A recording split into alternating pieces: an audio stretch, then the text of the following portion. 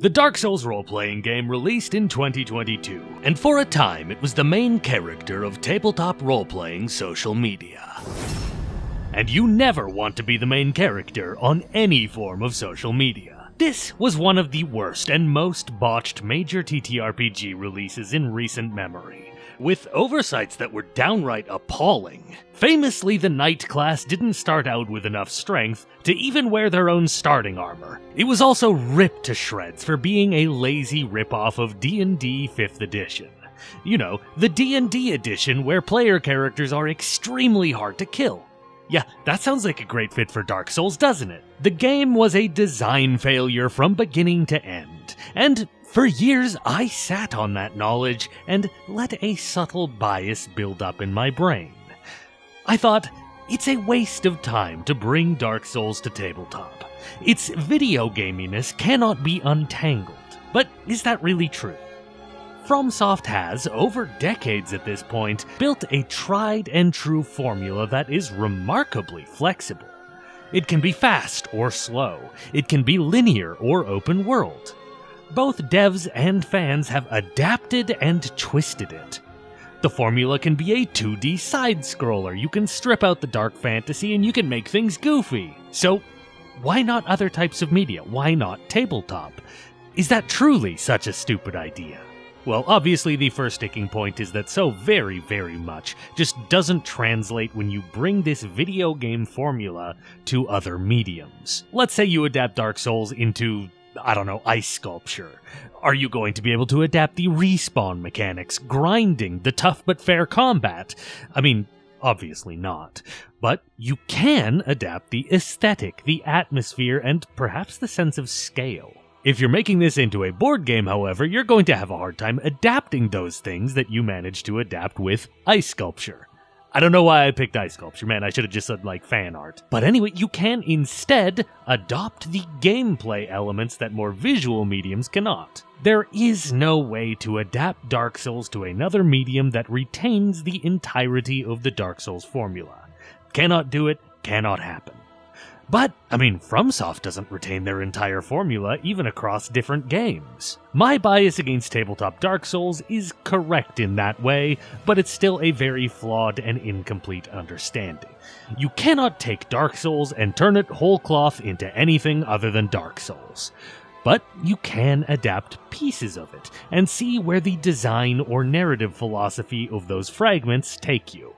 Is making a series of games about a silent protagonist into a tabletop role-playing any more ridiculous than turning a wide-focused game with varying builds and strategies into a single-spec action game where you have to play the correct way or die? I don't think so. And when you give your version of the formula the design space to breathe in its new form, you can really accomplish some incredible things. And I should know, because this video is sponsored by The Shade of Attlemore, my very own attempt to adapt the FromSoft formula into the format of an audio drama. Audio dramas, if you don't know, are the radio plays of the internet age. We too have carefully selected pieces of the FromSoft formula and adapted them into another medium.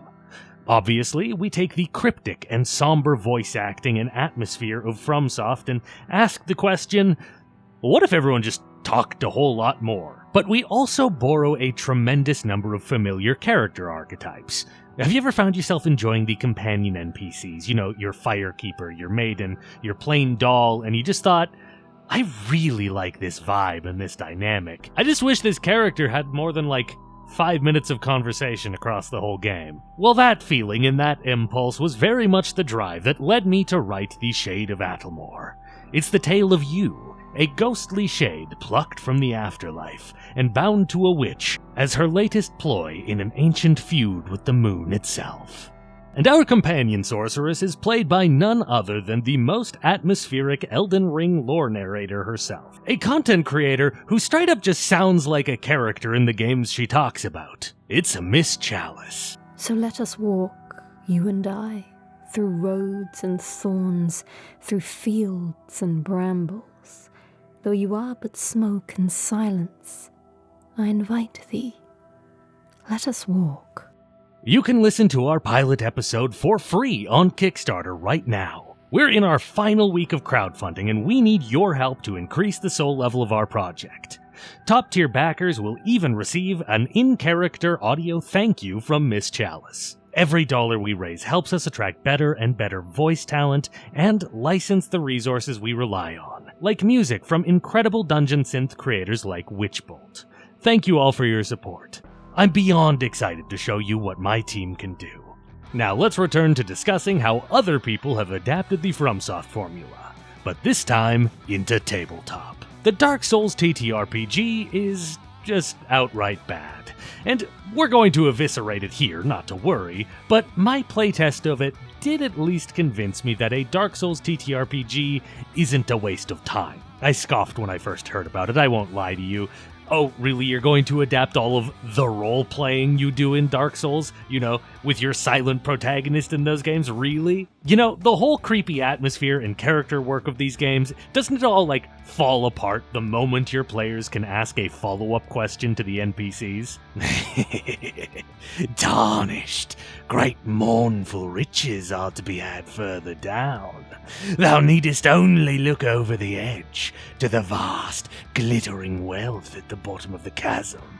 Not to worry, Tarnished, I'll be right behind you. Bro, I mean, you're obviously about to kick me down the ledge, right? Clearly.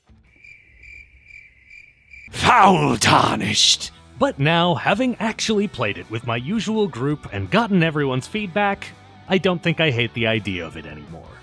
It seems flimsy and like it'll fall apart conceptually, but in our playthrough, it didn't. I mean, this style of role-playing, the actual official tabletop system, oh yeah, that thing shattered the moment it made contact with the players. But the narrative and style, that stuff worked just fine. I'm not going to dive too deep into all of the different mechanical flubs and errors, since I'm sort of just digging up a horse that's been dead and beaten for 3 years so that I can beat it more. But we will talk about what I think are the big high-level design errors. For starters, it needs to be repeated that 5th edition is just a really bad choice for this kind of game. It was clearly done as more of a business decision than anything else. Characters in 5e are tanky and they're hard to kill. And while this system does its best to correct that, it can't do it particularly well, since the hard-to-kill player characters are kinda fundamental to the core of 5th edition design. The game wants you to die a lot and then respawn, but it doesn't seem likely to actually happen without some really aggressively cruel DMing. So what are the actual tools the system uses to make it so that you'll die more? The biggest one, and probably the worst part of this, is the position system. Now, Dark Souls is all about careful positioning in order to not die, but the TTRPG takes this, a little bit too literally. They replace your HP with position. It's as messy as it sounds, and completely unneeded. I mean, Dark Souls has HP! What are you doing? So, position differs from the old HP system in that your base pool is essentially just your starting level 1 HP pool for your class. Then you'll gain a bunch of temporary position at the start of each and every combat. It's an odd system that leads to a ton of really annoying rule arguments immediately, due to loosely defined terms like starting position. It also made things like healing really weird, because your basic position pool is tiny, even as you increase it in level. It'll be maybe 12. And yeah, you'll get into combat, you'll roll, you'll add a bunch of temporary position points that you get in addition to your base health pool, but your actual theoretical, health pool cap is quite tiny. And that makes immediate problems, because rules as written in 5th edition, if you get healed, it caps at your base. It doesn't overheal you into your temporary hit points. Does it do that in the Dark Souls RPG? We couldn't figure it out. The whole thing was messy, and it led to an argument every single time an Estus got popped. Did it heal you for half your base pool, or half your pool of total HP from the start of combat? Maybe we just didn't understand, but it felt extremely obtuse. Now, the other thing that they do with position is that you can pay it to boost certain abilities or rolls. For example, you can at any time pay 5 of your position to increase your damage by 5. I think this is a good change that makes combat more lethal. It lets people risk their lives to do more offensive things. It's good, actually, but I don't think it's quite worth the jank. Probably would have been better to instead give all classes access to tools like Reckless Attack that makes it more likely you'll be hit. After the position changes, there is, of course, as they would need to do, the removal of death saves. If you hit 0 HP, you're just dead, no questions asked. No rolling for 3 to 5 turns to see if you're truly dead or not. Overall, they did manage to make 5th edition combat more lethal, but they sure didn't do it in a way that feels good in practice. The system hacking was quite bullishly done and destructive. Other changes compared to regular 5th edition D&D. The spell list is 100% reworked. There are now less spells, but they're more consequential and based off of FromSoft magic as you would expect. They aren't tied to your classes other than your starting setup, so anyone can purchase new spells by spending souls at a merchant or by finding them as loot. Our caster player in the playtest said that she liked how the spells were like 8 times more clear and concise in what they do compared to D&D. One paragraph, here's what the spell does, now let's get playing. Overall, this is a segment of the game that can be considered a largely successful change. Next, you would think that this game would have some unique classes or subclasses expanding on 5th edition D&D. After all, that's how most third-party 5e products do it. Nope, not here. Instead, the Dark Souls TTRPG just renames the base 5e classes to sound a bit more FromSofty. And then they called it a day after adjusting any mechanics that needed fixing for the position system. My mercenary and knight players expressed dissatisfaction when they realized that they were just playing rangers and fighters respectively. But you'll find that all over this system. It's mostly just repackaged 5e with a fucked up HP system. If you're a big lover of that edition, you might still enjoy this game, but in my gaming group, we mostly prefer D100-based systems, so anything 5e-based generally isn't going to click super well for us. One thing that we did find interesting, though, is the change to EXP. Like in Dark Souls, your EXP is also your money. You're collecting souls, and you have to choose when you're going to use them for loot versus when you're using them for level ups. It's interesting in terms of how much control it gives the players over their level ups. Of course, this much control over when you level up means that mid-session level ups are going to happen a lot, and they're quite disruptive. And you really can't get around it either, because players can drop their souls when they die, so thus forcing your players to hoard their souls until after the session to level up between sessions, it really breaks the formula. That's most of what I want to say about the system itself, but what about the module we were playing? I led my players through Act 1 of the Eyes of Death campaign from the Tome of Journeys expansion book. And while the game was pretty bad, I did like the writing of the module. It begins with a great Welcome to Dark Souls moment in which an endgame boss approaches the level 1 players and says, "Ah, but you can pass through my haunted fuck-off woods unscathed if you'll sacrifice one of your own to me. You are unkindled. You'll return to life after all. Worry not." So either the game starts with the players watching one of their own be messily eaten alive, or he attacks and eats everyone, and you'll respawn at the next bonfire. Either way, welcome to Dark Souls. The Eyes of Death module is surprisingly non-combat focused and much more involved in roleplay and delivering on social encounters with a variety of NPCs who fit perfectly into a FromSoft game. There are some wasted writing moments though, moments where an NPC is set up and then nothing is done with them. There's a mourner on the cliffside overlooking the haunted town, and the book just kinda has her say, "Yeah, town's cursed, please don't take me in there. Now I'm gonna go back to crying over these bodies." On the other hand, though, it's a good chance to do some targeted rewrites as a DM to make the story feel more like your own. I had the mourner offer the players the soul of one who was dear to her. When they used that soul later in the session, the mourner crumbled to ashes, for it was her own soul that she gave them. Her final words were wondering who would mourn for her in turn. I shall mourn her. I, Bob Davalina. A very seriously named character. The town of Felkrun, where the story is set, is a good setting, and I don't want to spoil it, but it feels like a proper Dark Souls game setting, a place besieged by the Abyss Watchers and cursed by a mysterious mist.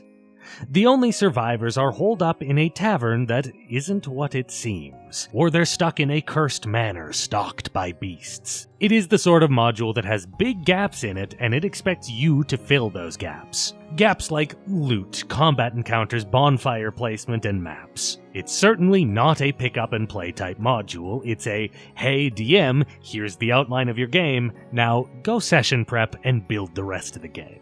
And that's not a bad thing, honestly. I personally do enjoy a module that gives me room to make it my own. But your mileage may vary. For me, I homebrewed a combat section in Act 1. I made the players fight through a small fortification network full of the undead on their way to the city, complete with a mini-boss.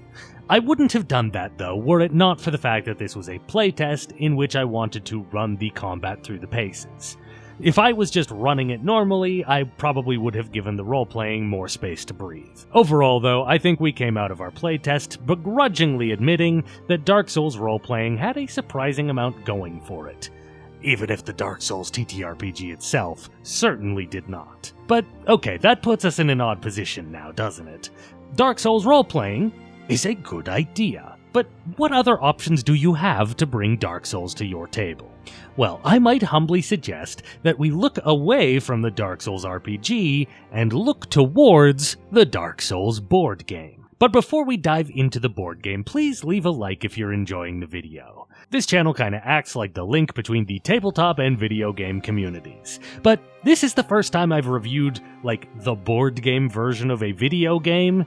Usually we do things the other way around. Liking the video is the best way to encourage the algorithm to let me do more videos like this in the future. And subscribe to the channel if you're liking all of this as well.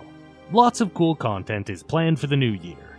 Finally gonna cover Mage the Ascension. Or maybe Changeling the Dreaming, I haven't decided, one of the two. Lastly, what I do here would be impossible without the support of the patrons. Please consider signing on with us and helping ensure that I can keep giving you the content you deserve. Now, the Dark Souls board game is a very different scenario to the RPG. It's by the same company, Steam-Forged Games, but it's much, much higher quality.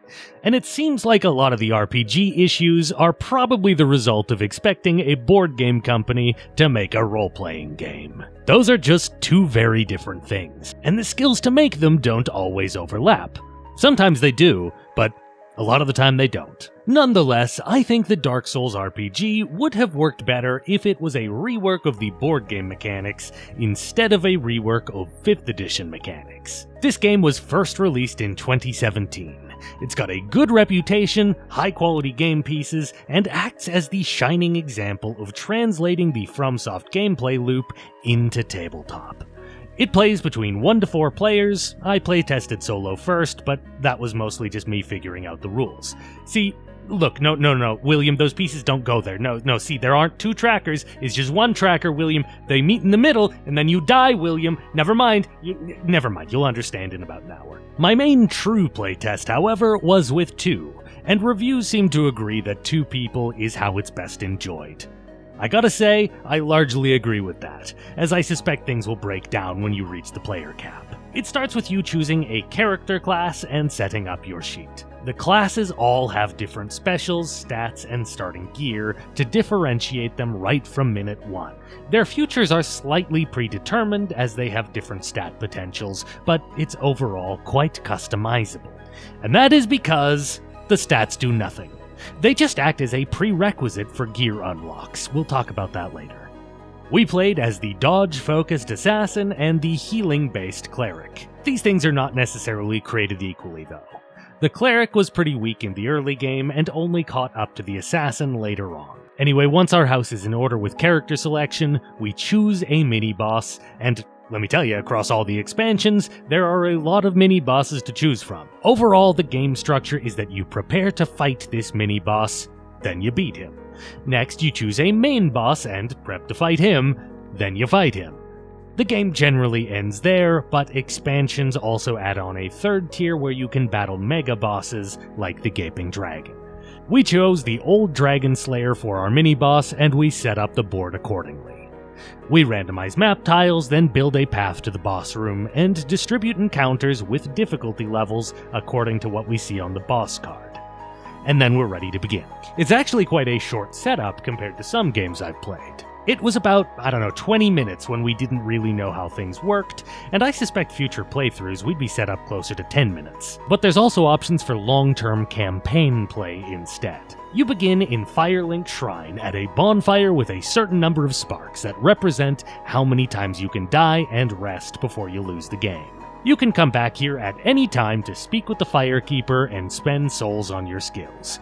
Or talk to the blacksmith to draw item cards or upgrade your equipment or a bunch of other things. From there, you're free to set out and get ready for the upcoming boss. Encounters get revealed when you enter a room, and you'll fill the space out with enemies and traps. It goes without saying, but it is rough at early levels. You're barely a match for the lowly hollows in a level 1 encounter, let alone anything that you're going to fight in a level 2 encounter. Once you've cleared the room and opened up any loot chests, you're free to move on. But enemies will respawn if you choose to rest or if you die and respawn. So you'll be repeating these encounters a lot. When an encounter is cleared, you collect souls that can be spent back in Firelink to increase your stats or draw item cards. It's basically just a loop of combat grinding until you're ready to cross the fog wall into the boss chamber. Now, the gear you're finding as you go is a pretty big deal. They mostly have unique active effects that make them all feel very consequential. Plus they have passives like dodge and block rating that all have to be balanced for maximum power. Your gear is your build. Your stats are just your prerequisites. You gotta fulfill them in order to wear those items. There's a big general deck of something like 50 cards, and every player shuffles their stack of 10 class gear pieces into the loot deck. With the gear deck being so big, you'll find that you never end up with the same gear circumstances between any two games. So you'll have extremely varied builds, even while playing the same class. Best practice is to spend your souls the moment you have them in the early game so that you don't risk losing them. Only bank them once you run out of easy upgrades and it's time to start pushing those skills to 3rd and 4th tier. This is very much a game about snowballing.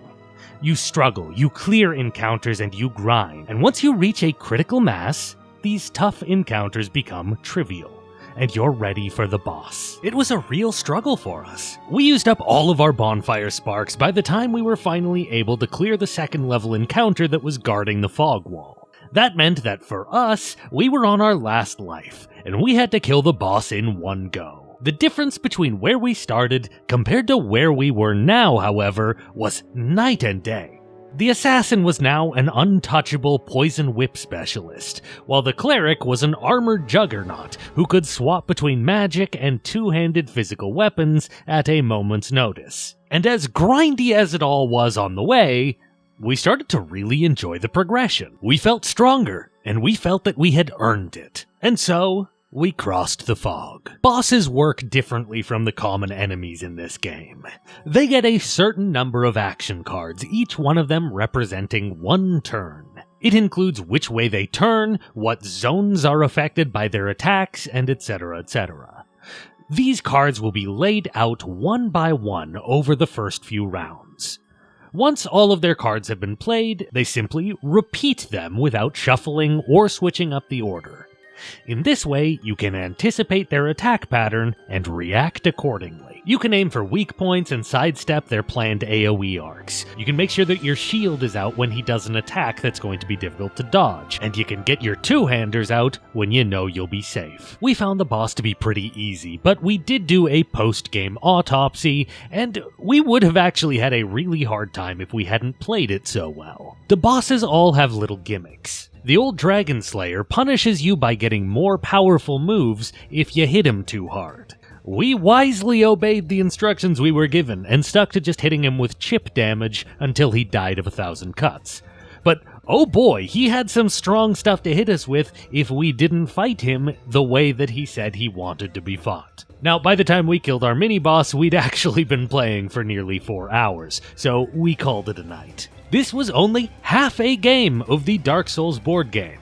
It could probably be done a lot faster now that we understand the game better, but yeah, expect to complete the game over multiple sessions. Especially if you're extending it with a mega boss section at the end. Had we continued, we would reshuffle the map, renew our sparks, and explore a new and harder section leading up to the harder boss, with more advanced loot getting shuffled into the gear deck to help us out. Overall, this is a great translation of the FromSoft gameplay loop into this medium. It is a bit grindy, but that was our only complaint. This is exactly what it says it is. It's Dark Souls in board game form, and I highly recommend it. It's honestly so promising that I'd love to see it fleshed out in the manner of an actual FromSoft game. You know, all of these games alter the formula and explore that change. It's open world now, so what does that mean? You're a set character with a set fighting style. What does that mean? Well, I'd love to see a unique, big-budget version of the board game with its own unique setting that has the space to fully go, I'm a FromSoft game in a tabletop formula. What does that mean? Either way, if you're a proper geek about the FromSoft formula, I really do think it's worth checking the board game out. It lives up quite well. It's on Tabletop Simulator for free, which is where we played it.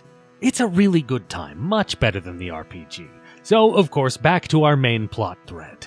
Dark Souls roleplaying. Can you do it with this game? Well, I mean, of course, anything is a role-playing game if you roleplay. Many years ago, I made a video about how Renaissance Italians essentially made a role-playing game out of epic poetry-themed snakes and ladders. Point is, if you roleplay, it's a role-playing game. But that's also kind of a cop-out answer.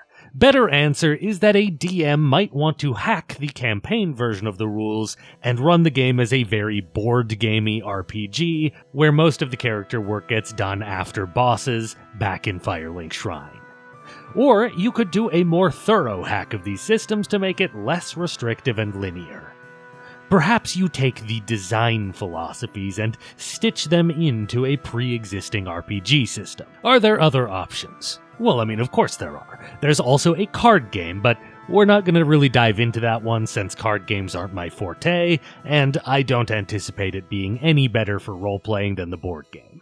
No, instead, let me run you through a gauntlet of Dark Souls fan RPGs and Dark Souls inspired RPGs. You see, when it comes to tabletop role-playing games that are based on an unrelated property, the fans or indie professionals are usually going to do a better job. Their hands are less tied, they don't have corpos looking over their shoulders, and while they do have to worry about money, they aren't usually making choices with greed as their primary motivator. There are dozens upon dozens of Souls-like TTRPGs you could choose to play, each one adapting different parts of the formula. I'm going to shout out 4 of them here, but there are so many to choose from, and please do not limit yourself to just my highlights here. Do your research, figure out what parts of the formula you feel like you're looking to import for your table, and then choose the system that is right for you. Because the official Dark Souls TTRPG, I'm just gonna say it, it's probably not what you're looking for. Let's start with the Tomb of Mercy by Kobold Press. This one isn't a full system, and that's part of why I'm recommending it. The official Dark Souls TTRPG is a botched ripoff of 5th edition D&D. Tomb of Mercy, however, is a proper functioning 5th edition adventure with special rules while you're in the temple. It's a single one-shot dungeon for an 8th level party, and you largely follow FromSoft logic while you're inside. Kobold Press has a solid reputation, and I even met 1 or 2 of their staff members at Gen Con last year. Though I admit a few drinks were being consumed that night and I never got their names. If you just want to play 5th edition D&D, but also see the design pillars of the FromSoft formula at your table, then this is probably the one for you. It's not going to be for everyone though. This module is designed around a 3-hour real-world timer, and I can see that turning a lot of groups off. You're going to find that a lot of Souls-like games aren't full systems on their own, but rather subsystems of other rule sets. Why is that? Well, it's kind of just how indie TTRPG settings often work. For one thing, it's a tremendous amount of math work and playtesting to balance a rule set, and if you're chiefly focused on the vibes and smaller gameplay tweaks, it's usually just best to grab your core systems elsewhere. So next we have the Cold Ruins of Last Life, a setting for the Dungeon World system. Like a lot of other games I'm about to tell you about, it's an explicit homage to Dark Souls, and attempts to emulate its broken, calamitous world. It's notable for doubling down on the main characters, though. You are an undead, and of course, the system provides storytelling support for exploring your half-remembered past. This book is also a great read on its own, even if you aren't planning on playing the system. It's written wonderfully. Now, The Cold Ruins of Last Life diverges a good bit from the Dark Souls setting. If you want a game setting that's more just like Dark Souls with the serial numbers filed off, I might instead recommend the setting book Embers of the Forgotten Kingdom. Now, this one is just a setting, it is not a game system of any sort, so you're free to run it in any system you're familiar with. It'll just take some home brewing and you'll come up with stats for the NPCs. What is the appeal of this compared to just running your game in the basic Dark Souls setting? Discovery and exploration, naturally. This is all of the vibes and the mood and storytelling of Dark Souls, but with a new cast of characters, gods, and mysteries to plunder. If your table already knows everything there is to know about Dark Souls, this'll actually be a great way to tell a fresh Souls-like tale to your friends. And lastly, Dark Souls this, Dark Souls that.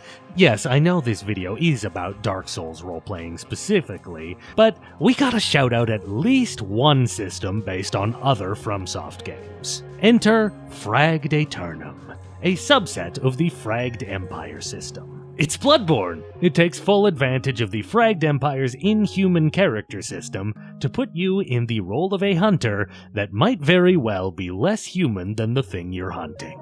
Rules are hacked to be more Souls-like, but don't be fooled, this is more an adaptation of the Bloodborne setting than the actual gameplay loop. So, I hope we've learned something today. Can Dark Souls become a tabletop game? Sorta. It changes a lot between the mediums. It does lose a few things, but it also gains a few others along the way. A tabletop game can certainly be a worthy adaptation of the FromSoft formula, however, and there's a lot of innovation and fun to be found here. Before we part today, don't forget to check out the Shade of Atalmor on Kickstarter. This is the last video of the year, and I've got some really good stuff cooking next year. Happy holidays, and I'll see you in the new year.